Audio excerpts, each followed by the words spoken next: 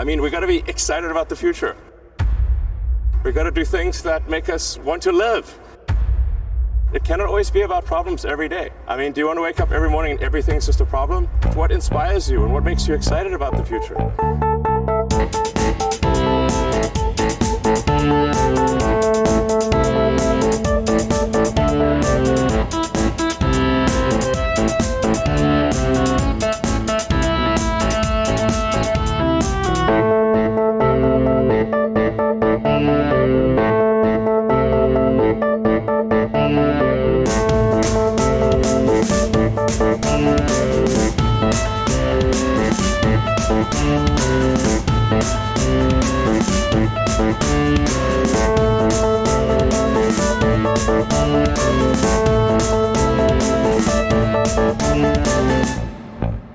And what makes you excited about the future?